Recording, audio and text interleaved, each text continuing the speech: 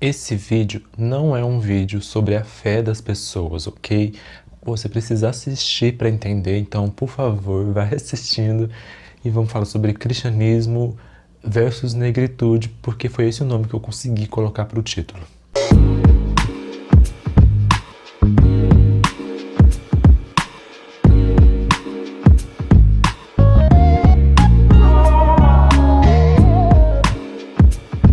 Olá, gente! Bem-vindas a Adodi, bem-vindos a Adodi. Se você não está inscrita nem inscrito nesse canal, aproveita para se inscrever agora. Não custa nada, então deixa like nesse vídeo porque dá engajamento, já vai comentando algumas coisas que você tem a dizer sobre esse tema. Meu nome é Giovanni Vicente, se não me conhece, vai me seguir nas redes sociais porque é importante, que custa. E se inscreve, ok? Ok, se inscreve. Estou aguardando a sua inscrição. Eu fiquei pensando, gente, eu preciso falar sobre isso aqui nesse mês da consciência negra. Caso você não saiba, neste mês de novembro tá tendo um vídeo por dia aqui no Adodi.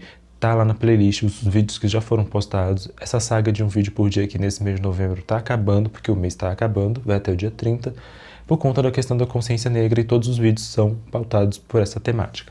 E hoje eu quero falar sobre cristianismo e negritude, sobre como o cristianismo atual do século XXI, desse século XX para o XXI, principalmente o cristianismo pentecostal e neopentecostal, tem ajudado a perseguir culturas negras e a abafar as identidades negras.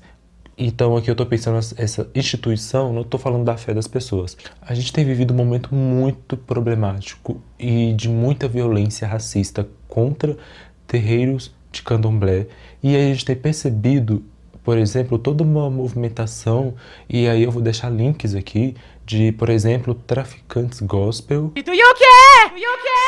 traficantes evangélicos e de associação de alguns pastores evangélicos com esses traficantes, aqui pensando algumas notícias que eu vi lá sobre o Rio de Janeiro, de traficantes que se associam a pastores, onde esses pastores querem que esses traficantes invadam terreiros de candomblé, terreiros também de umbanda, para queimar, destruir, perseguir e proibir aquelas pessoas candomblecistas e umbandistas de praticarem as suas fés. Lembrando, não estou falando que são todos os pastores, não estou falando que são todas as instituições que propositalmente perseguem religiões negras, não é isso que eu estou dizendo. O que eu estou dizendo é que existe um movimento, sim, de pastores que se associam com grupos criminosos para conseguir violentar e agredir religiões negras.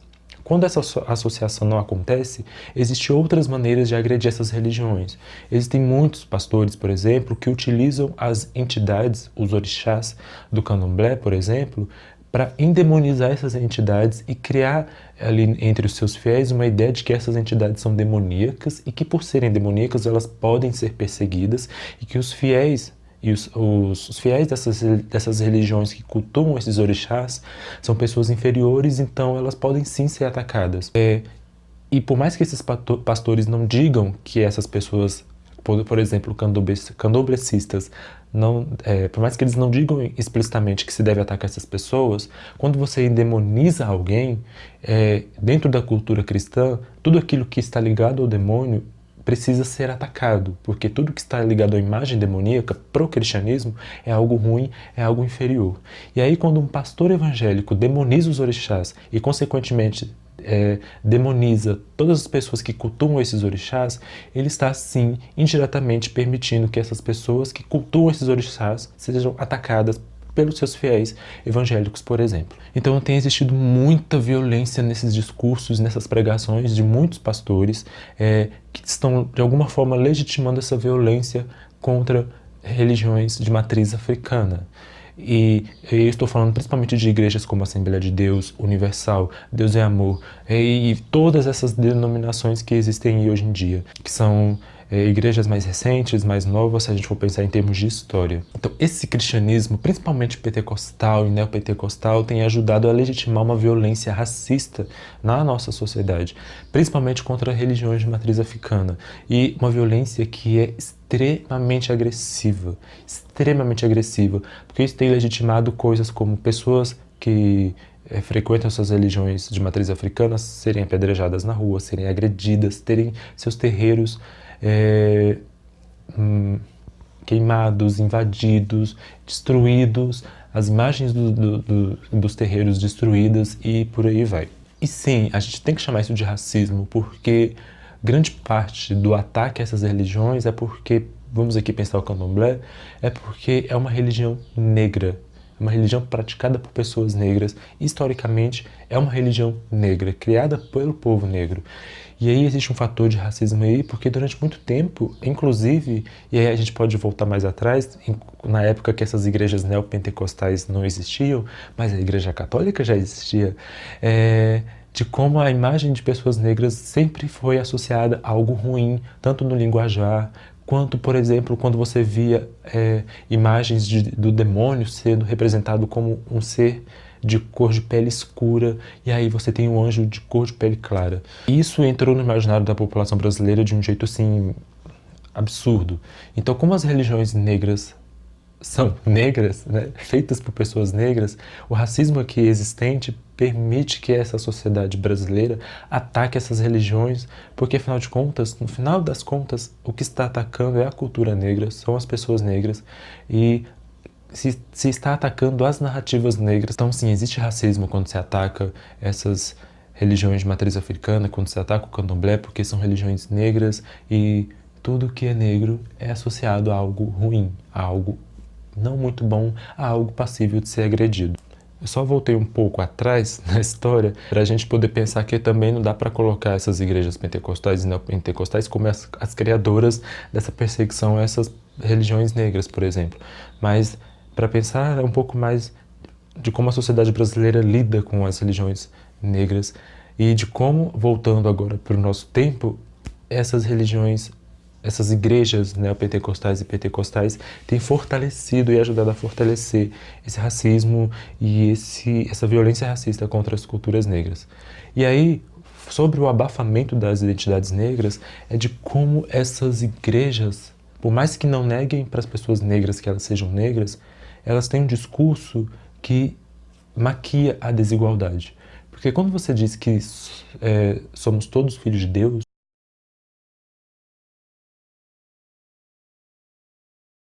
dizer que somos todos filhos de Deus é uma forma religiosa de dizer somos todos humanos. Na minha percepção, você pode discordar e você pode responder aí nos comentários. Mas para mim é isso. Porque assim, dizer que é muito comum você estar numa igreja aí, tanto católica quanto evangélica, você ouvir o padre ou o pastor dizer não importa a raça, não importa a cor, não importa o sexo, todos são filhos de Deus. Esse discurso abafa identidades, abafa desigualdades. E aí, quando você tem nessas igrejas evangélicas, e aí vamos falar das católicas também, o padre e o pastor o tempo todo reproduzindo isso e reproduzindo esse discurso, você acaba abafando uma identidade negra, você acaba abafando uma consciência negra. E ainda por cima tem igrejas que não permitem cabelos cacheados naturais, cabelos crespos naturais, cabelos black power naturais, não permitem que as pessoas negras se vistam com muitas cores, com estampas africanas e etc, e etc. E tudo isso vai abafando as identidades negras, vai abafando a existência das pessoas negras, que aí vão alisando o cabelo, vão se adequando às roupas mais sociais, e no final das contas vai se embranquecendo. Quando eu falo abafar a identidade é isso, né? Eu, enquanto pessoa negra, vou escondendo tudo aquilo em mim que é negro, tentando me esconder ao máximo e para estar naquele espaço, já que aquele espaço diz que o correto é estar de cabelo liso, é estar de roupa social, ou seja, estar embranquecido. E aí você tem, quando eu digo que esses cristianismos, né, aí eu vou falar no plural porque o cristianismo ele é de fato diverso e eu não vou colocar tudo numa coisa só, esses cristianismos mais neopentecostal, mais pentecostal, partes da Igreja Católica, são cristianismos anti-negritude porque ele acaba com a nossa identidade, acaba com o nosso fenótipo e persegue as nossas culturas, principalmente as nossas religiões. Ele é um cristianismo anti-negritude porque ele é racista, porque ele persegue tudo aquilo que é feito por pessoas negras, persegue a nossa identidade, persegue nossas culturas e enfim. É claro que a gente precisa fazer um adentro. Não dá para colocar o Edir Macedo, vou dizer nomes aqui, e o Silas Malafaia, e pegar esses caras e comparar com o pastor da igreja de periferia da comunidade, porque não são a mesma coisa. E muitas vezes o pastor lá da periferia da comunidade é quem está ajudando aquelas pessoas a sobreviver, a comer, a ter o que vestir, a se sentir segura, a se sentir em paz com algo num mundo tão injusto. E muitas vezes esses pastores são pastores muito bem intencionados. E a gente precisa entender também que o que está acontecendo nesse espaço é uma reprodução de racismo, que muitas vezes o próprio pastor nem tem consciência disso, e muitas vezes o pastor é negro, mas também não está percebendo nesse jogo que ele está envolvido. Não dá para comparar essas duas situações, porque são muito diferentes. E também existem pastores negros, tem um cara no Twitter que se chama Caio, ele discute masculinidades negras. Eu vou deixar o link do perfil dele na descrição. Inclusive, minhas redes sociais estão na descrição também. E lá, o pai dele é um pastor, se eu não me engano. É um pastor e é um homem negro.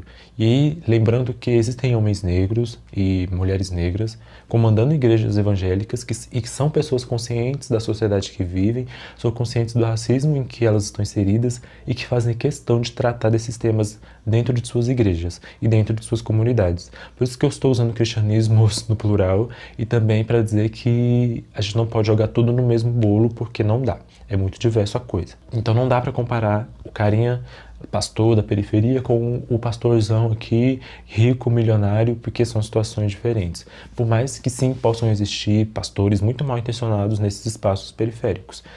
Mas a própria expansão dessas igrejas, principalmente pentecostais e não pentecostais, para as periferias, elas são um projeto. Porque essas igrejas não nasceram aqui no Brasil, elas são exportadas dos Estados Unidos. E aí você tem um projeto de sociedade através dessas igrejas que é um projeto que visa uma conciliação que não acontece, mas é só uma maquiagem para mascarar desigualdades, e é também um projeto que acaba sendo para imobilizar essas populações periféricas, sabe? Que estão revoltadas com tudo que está acontecendo, que estão cansadas de estar na pobreza, estão cansadas de estar sempre vivendo nesse mundo desigual, mas aí com essas igrejas presentes nesses espaços você consegue acalmar essas pessoas e evitar uma possível revolta maior, né? Uma revolta que saia do discurso e que tome atitude, que ganhe corpo. Então essas igrejas acabam servindo a um projeto racista e a um projeto capitalista de mobilização dessas pessoas negras, dessas pessoas pobres, de nós, né? Para terminar esse vídeo, porque eu não quero me prolongar, quero reforçar o fato de que não estou dizendo que o cristianismo é uma coisa só, e não estou dizendo que todos os pastores são grandes maquiavélicos pensando na perseguição das culturas negras, porque isso cheira a teoria da conspiração, não é isso. Eu estou dizendo que a forma como essas igrejas se comportam e reproduzem valores sociais desiguais, elas acabam reforçando o racismo e acabam reforçando a desigualdade e naturalizando a desigualdade. E aí você tem uma sociedade desigual, você tem essas igrejas dizendo que somos todos filhos de Deus, e aí você tem essas igrejas reproduzindo racismo quando demonizam religiões negras, quando abafam as identidades negras das pessoas negras que estão naqueles espaços. E essa reprodução ela está dada, essa reprodução de racismo ela está dada, independente, consciente ou inconscientemente. E aí lembrando também que como aquele cara que está lá na periferia, aquela igreja que está na periferia, e quem comanda aquela igreja não é um Edir Macedo, não é um Silas Malafaia, precisa separar essas coisas. Mas sim, esses homens mais poderosos, esses pastores mais ricos, eles têm intenções, eles têm total consciência da desigualdade que a gente está inserida, e eles têm culpa nisso sim. Eu estou falando de homens poderosos, de homens ricos, que comandam igrejas grandiosas. Mas eu preciso que você comente, diga o que você acha desse tema, as suas impressões sobre isso. Compartilhe esse vídeo, porque eu acho que esse tema é um tema legal, é um tema importante. E eu não estou falando da fé das pessoas, eu estou falando das instituições, de como elas têm ajudado a propagar uma cultura anti-negritude. Ai, vídeo grande, né? É isso, se inscreve nesse canal, deixa like nesse vídeo, compartilha. Beijos.